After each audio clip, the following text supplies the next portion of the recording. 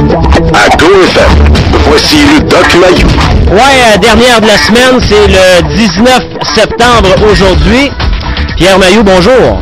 Jonathan. Oui, bon matin. J'ai un article, Doc, sous la main et j'ai pensé à vous immédiatement. Et je sais que ça va quand même, je pense, rejoindre beaucoup de gens qui sont là avec nous ce matin. C'est titré « Le couple peut-il survivre à l'infidélité ?» Est-ce que vous avez une réponse là-dessus? Bon, le couple est une création de l'imaginaire québécois, ça n'existe pas. On part avec une très mauvaise prémisse. Un couple, ça n'existe pas, ça n'est pas une troisième entité. Ce qui existe, c'est deux personnes en relation. OK. Alors, le couple, à partir du moment que c'est une création, il y a un des deux qui se l'approprie. Ça va très loin, ça, c'est très sérieux ce matin. OK. OK? Alors, est-ce que dans une relation dyadique, c'est-à-dire entre deux personnes, lorsqu'on introduit d'autres personnes, est-ce que ça peut survivre? La réponse, c'est carrément oui. Parce que tout est possible, tout existe, et c'est fréquent. Alors, il y a toutes sortes de raisons derrière les relations extraconjugales. Alors, ce qui existe, c'est des conjoints. C'est des deux personnes qui font vie commune. Ouais. Et le couple comme tel, c'est plate, c'est vraiment déplorable que cette entité-là ait été créée par une espèce de nigo à un moment donné. Alors, c'est pas le couple. Est-ce que la relation peut survivre à la non-exclusivité? La réponse, carrément, c'est oui. Et c'est fréquent. Écoute, à un moment donné, ils avaient fait une étude en Italie. 66% des hommes avouaient une relation extraconjugale pendant leur vie maritale. 66, les deux tiers. OK. Ils avaient sondé les femmes, il y en a le tiers seulement les femmes qui avaient eu une relation extraconjugale.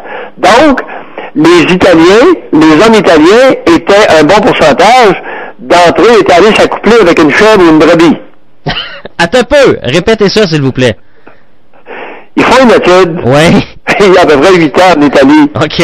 2 tiers des hommes avouent une relation extraconjugale pendant la vie maritale. OK. Les femmes répondent seulement que le tiers d'entre elles avaient eu une relation extraconjugale. OK. Donc, la différence entre les deux, OK, entre le 66 et le 33, ouais. Ça veut dire que le tiers des hommes qui est allé s'accoupler avec une chèvre et une brebis.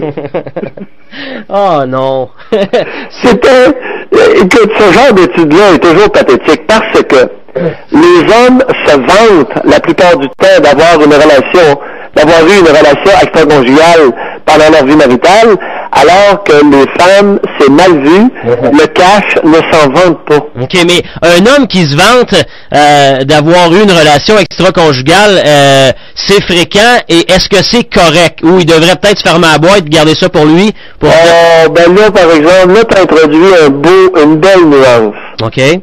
La discrétion a bien meilleur goût. OK.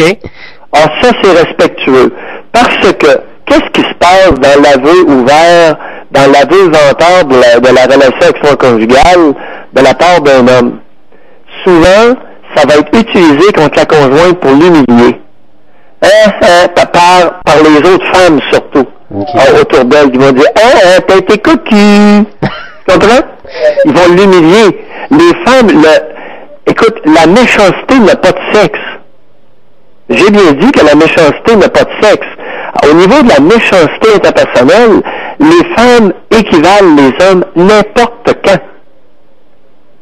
Dans l'hypocrisie, les femmes surpassent les hommes, définitivement. Ça, j'en suis convaincu. Au niveau de la méchanceté, c'est équitablement partagé entre les deux sexes. Alors, il y a beaucoup de femmes qui vont utiliser leur connaissance d'une relation extraconjugale d'une de leurs amies pour l'humilier, pour en profiter, pour y mettre le nez dans le caca. C'est fin, hein? Ouais, c'est très très fin, mais... Alors, monsieur, si vous allez vous mettre avec quelqu'un, pourriez-vous garder ça pour vous, s'il vous plaît? Et est-ce que... Pierre, je pose une question. Est-ce que monsieur qui a une aventure, a une relation extra-conjugale avec une autre femme, et là, gardez ça pour vous, et faut... Ouais. Est-ce que vous lui conseillez d'aller dire ça à sa conjointe? À peu près jamais. OK. Pourriez-vous, s'il vous plaît, est-ce que l'être humain pourrait imiter les chats? Les chats copulent dans la discrétion. Pourrait-on faire de même, à moins que votre compagne soit avec vous? Oui. Si, à ce moment-là, votre compagne est avec vous, puis vous faites partie d'un échange de couple ou un somme, une relation sexuelle à trois, ben là, c'est correct, là. Ouais, ça, c'est une autre paire de manches, c'est un autre dossier complètement. Ben, un autre dossier, mais ça s'en est de plus en plus fréquent, là. Ouais, ça, je me souviens que vous aviez eu ce discours-là, que d'avoir quelqu'un d'autre qui s'immisce dans la relation et tout le monde est d'accord et à l'aise avec ça. Vous dites que c'est quasiment la nouvelle tendance ou la nouvelle réalité. Oui, écoute, ça a toujours été. Maintenant, on en parle plus. Ouais, c'est ça. OK.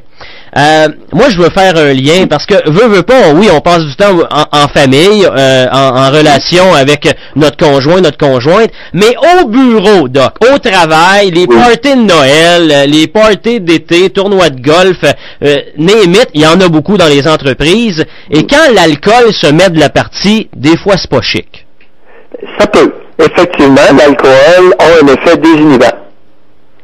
C'est-à-dire qu'il y a des choses que vous allez faire sous l'effet de l'alcool, que vous auriez eu envie de faire à jeun, mais que vous n'avez pas été capable de faire, parce que vous sentant trop gêné, coupable, etc. OK.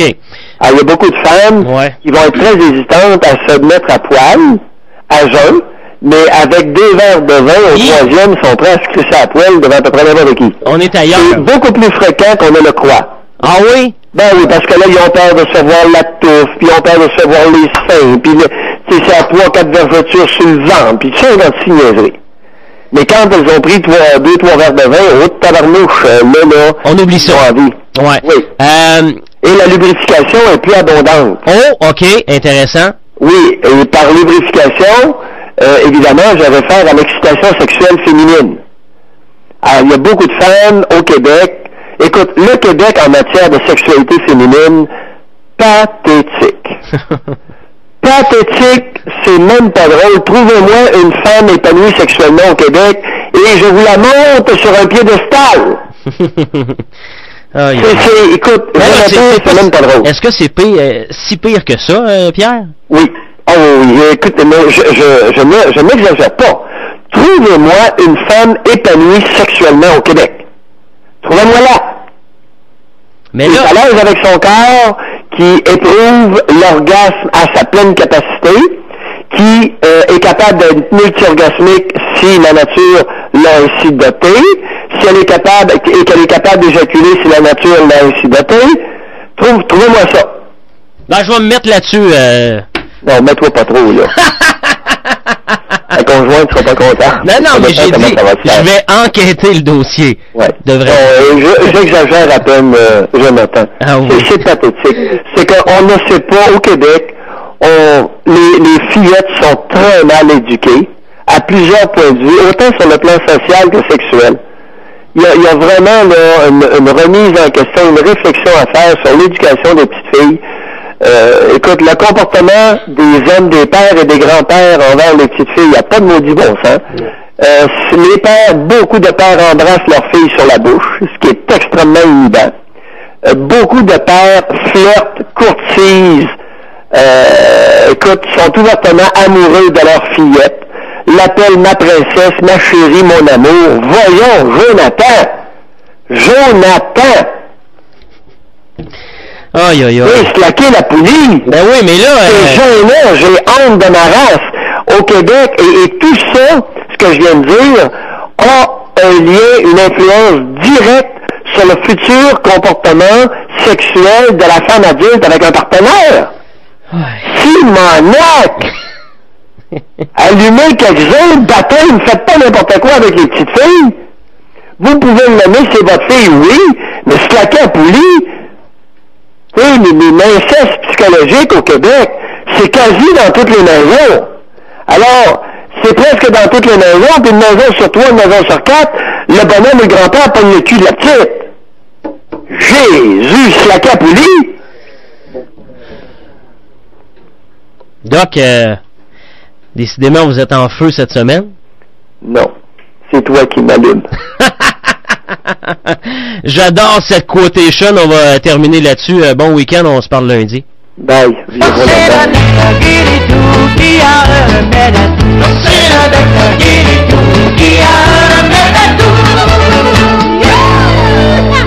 Le Doc Mayou. Du lundi au vendredi à 8h05 et 17h45. À GoFM. Latitude Rock.